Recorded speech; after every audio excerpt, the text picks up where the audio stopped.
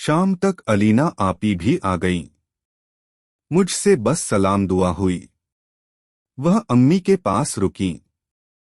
मैं घर आ गई। 3 दिनों बाद अम्मी भी घर आ गई। अब उनकी तबीयत अच्छी थी। हम उन्हें खुश रखने की भरसक कोशिश करते रहे। एक हफ्ता तो अम्मी को देखने आने वालों में गुजर गया। मैंने ऑफिस ज्वाइन कर लिया। अम्मी के बहुत इसरार पर आपी कुछ दिन रुकने को राजी हो गईं। जिंदगी सुकून से गुजरने लगी। अब अम्मी हल्के फुल्के काम कर लेती थीं। अलीना आपी और उनके बेटे की वजह से घर में अच्छी रौनक थी। उस दिन छुट्टी थी। मैं घर की सफाई में जुट गई। अम्मी कहने लगीं, बेटा, गांव तकिए फिर बहुत सख्त हो गए हैं। एक बार खोलकर रुई तोड़कर भर दो।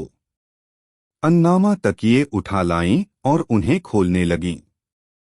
फिर मैं और अन्नामा रुई तोड़ने लगीं। कुछ सख्त सी चीज हाथ को लगी तो मैंने झुककर नीचे देखा। मेरी सांस जैसे थम गई। दोनों कर्णफूल रुई के ढेर में पड़े थे। होश जरा ठिकाने आए तो मैंने कहा, देखिए अम्मी, ये रहे कर्णफूल। आपी ने कर्णफूल उठा लिए और अम्मी के हाथ पर रख दिए। अम्मी का चेहरा खुशी से चमक उठा। जब दिल को यकीन आ गया कि कर्णफूल मिल गए और खुशी थोड़ी कंट्रोल में आई तो आपी बोली, ये कर्णफूल यहाँ कैसे? अम्मी सोच में पड़ गईं। फिर रुककर कहने लगीं, मुझे याद आया अलीना, उस दिन भी तुम लोग तकिए की रुई तोड़ रही थीं। तभी मैं कर्णफूल निकाल कर लाई थी। हम उन्हें देख ही रहे थे, तभी घंटी बजी थी। मैं जल्दी से कर्णफूल डिबिया में रखने गई, पर हड़बड़ी में घबराकर डिबिया के बजाय रुई में रख दिए और डिबिया तकिए के पीछे रख दी थी। कर्णफूल रुई में दबकर छिप गए।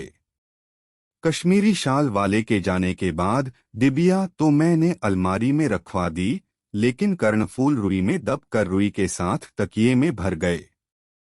मलीहा ने तकिए सिले और कवर चढ़ा कर रख दिए।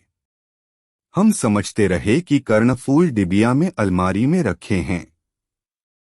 जब अशर की सालगिरह के दिन अलीना ने तुमसे कर्णफूल मांगे तो पता चला कि उसमें कर्णफूल है ही नहीं। अलीना, तुमने सारा इल्जाम मलीहा पर लगा दिया। अम्मी ने अपनी बात खत्म करके एक गहरी सांस छोड़ी। अलीना के चेहरे पर पछतावा था। दुख और शर्मिंदगी से उनकी आंखें भर आईं। वह दोनों हाथ जोड़कर मेरे सामने खड़ी हो गईं। रुंधे गले से कहने लगीं, मेरी बहन, मुझे माफ कर दो, बिना सोचे समझे तुम पर दोष लगा दिया। पूरे 2 साल तुमसे नाराजगी में बिता दिए। मेरी गुड़िया, मेरी गलती माफ कर दो। मैं तो वैसे भी प्यार मोहब्बत को तरसी हुई थी। जिंदगी के रेगिस्तान में खड़ी हुई थी। मेरे लिए चाहत की एक बूंद अमृत के समान थी। मैं आपी से लिपट कर रो पड़ी। आंसुओं से दिल में फैली नफरत व जलन की गर्द धुल गई। अम्मी कहने लगीं, अलीना, मैंने तुम्हें पहले भी समझाया था कि मलीहा पर शक न करो। वह कभी भी तुमसे छीन कर कर्णफूल नहीं लेगी। उसका दिल तुम्हारी चाहत से भरा है। वह कभी तुमसे छल नहीं करेगी।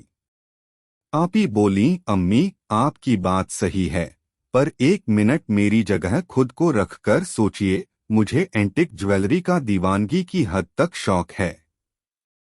ये कर्णफूल बेशकीमती एंटिक पीस हैं, मुझे मिलने चाहिए। पर आपने मलीहा को दे दिए। मुझे लगा कि मेरी इल्तजा सुनकर वह मान गई, फिर उसकी नीयत बदल गई। उसकी चीज थी, उसने गायब कर दी। ऐसा सोचना मेरी खुदगर्जी थी, गलती थी। इसकी सजा के तौर पर मैं इन कर्णफूल का मोह छोड़ती हूँ। इन पर मलीहा का ही हक है। मैं जल्दी से आपी से लिपटकर बोली, ये कर्णफूल आपके पहनने से मुझे जो खुशी होगी वह खुद के पहनने से नहीं होगी। ये आपके हैं, आप ही लेंगी। अम्मी ने भी समझाया, बेटा जब मलीहा इतनी मिन्नत कर रही